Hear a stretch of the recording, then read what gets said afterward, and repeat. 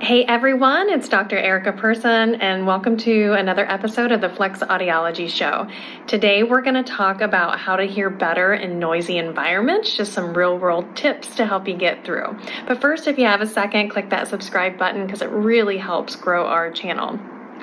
So like I said, have you ever been into a noisy restaurant and all you hear is blah, blah, blah, salad, blah, blah, blah, chicken, or the waitress comes by and you're looking at her and you just can't quite figure out what she said because there's so much background noise coming through your hearing aids and around you, and sometimes you feel like you even hear better without the hearing aids. So if that is you, you are not alone. You're in the right place, and we're going to talk about some communication strategies that are fairly simple to implement, and you can start right away. So first off is just timing. Timing's everything. This has nothing to do with the hearing aids. So when you go to a restaurant, I tend to go, I don't hear very well in noise anyway, so when I go, I tend to hit that somewhere between 4 to 6:30 time frame. I know that 7 o'clock to 8 o'clock is going to be the busiest restaurant time, so I do try to personally avoid that time.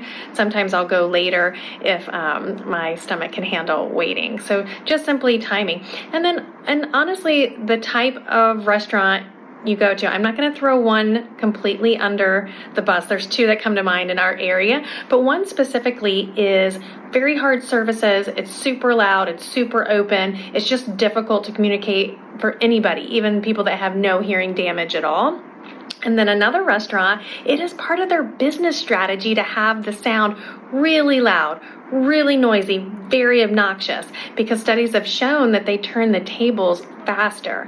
Now, I will have a couple patients say, well, I've been in there. I don't feel like the tables are flipping faster, but I can tell you if they flip anywhere between 5 to 10 minutes faster, that restaurant generates so much more revenue. So it's actually in their employee handbook.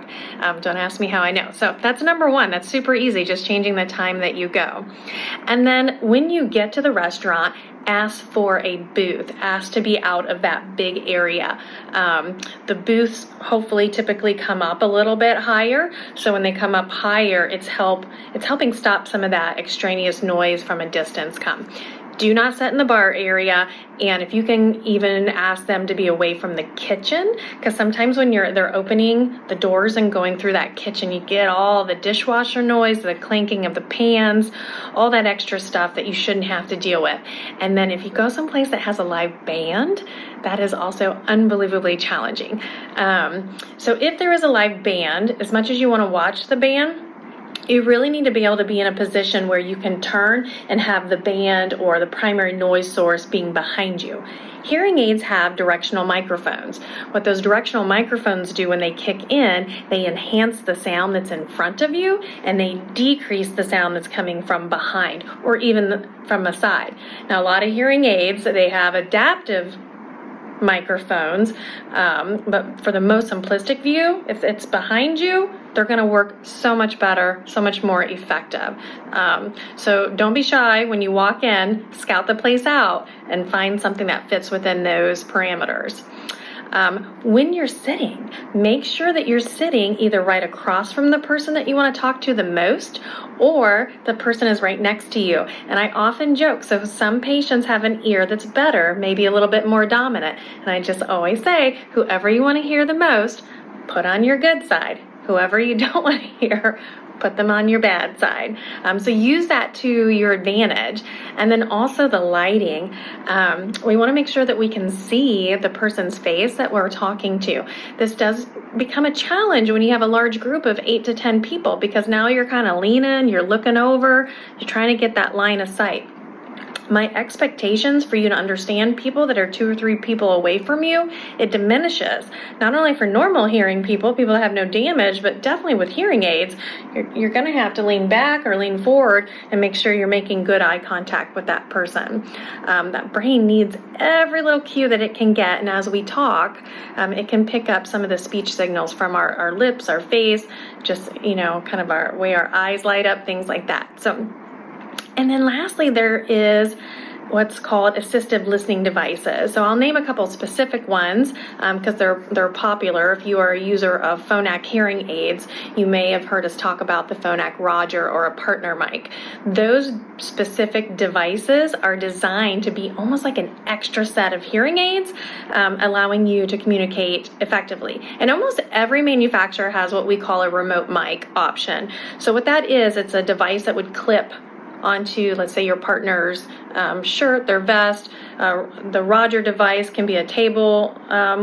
You can actually put it on the table in the restaurant, which is pretty cool as well, or the person can hold it. It's got a lot of other uses and features, but it is an extra set of hearing aids, an extra set of ears, and it's sending that signal directly into your hearing devices so that you're able to communicate more effectively. Because here's the thing, there are people, depending on the type of hearing loss that you have, that hearing aids are not enough.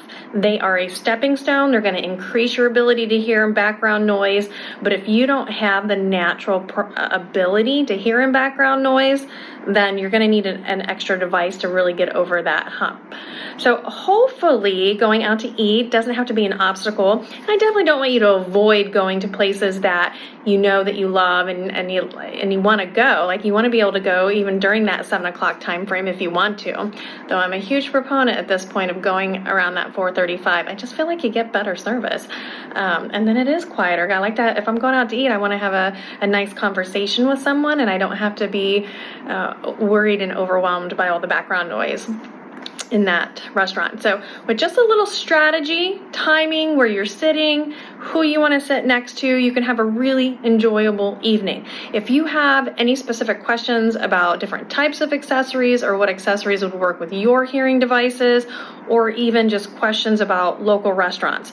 My family and I, we go out to eat probably more than what we should, but part of that is really research purposes. So if there is a restaurant that you want me to try out, definitely let me know in the comments, because I would love to go there and be able to let you know exactly where I would sit, because I have I do not hear well in background noise. I don't have hearing damage, traditional hearing damage that we think of that can be helped with hearing aids, but I do have a decreased ability to hear in background noise. So to me, this is like my sweet spot. This is what I love to do, and I will go out and do all the work for you and then let you know where the best place is to sit. So, hey everyone, it's Dr. Erica Person, and I am here at Shift Restaurant in Bright.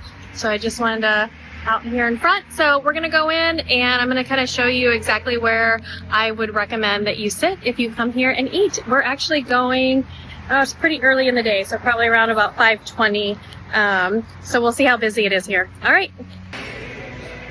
Hey everyone, so I'm inside, and it's actually pretty quiet here. There's only probably, 6, 7 tables over here. So I'm going to end up turning the phone around so you can kind of see, you'll be able to see my family, and I'll zoom in on the booth that I would actually sit at here if I needed to hear a little bit better.